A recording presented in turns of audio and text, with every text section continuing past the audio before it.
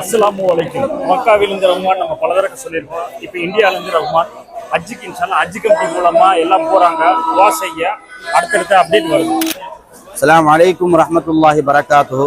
தமிழகத்திலிருந்து இந்த வருடம் ஹஜ்ஜிக்கு செல்லக்கூடிய ஹாஜிகள் யாவரும் அல்ஹம்துலில்லாஹ் அல்லாஹ்வுடைய மிகப்பெரிய பேரருளால் ஹஜ்ஜிக்கு சென்று கொண்டிருக்கிறார்கள்.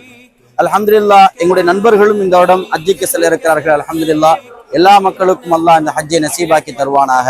அல்லாஹ் ரப்புல் இஸ்ஸா ஹஜ்ஜிக்கு செல்லக்கூடிய ஹாஜிகள் யாவருக்கும் ஹஜ்ஜை மக்பூலாக மப்ரூராக அல்லாஹ் ஆக்கி அருள் புரிவானாக.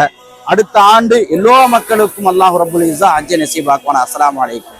அஸ்ஸலாமு அலைக்கும் வரஹ்மத்துல்லாஹி தஆலா வரகாத்துஹு. அல்ஹம்துலில்லாஹ் அல்லாஹ்வுடைய மாபெரும் கிருபையினால தமிழகத்திலிருந்து இந்த வருடம் ஹஜ் கடமையை நிறைவேற்றக்கூடிய ஹாஜிகள் இந்த வருடம் 3வது நாட்களாக 2 விமானங்கள் மூலம் இன்ஷா அல்லாஹ் ஜித்தாவை சென்றடைய இருக்கிறார்கள்.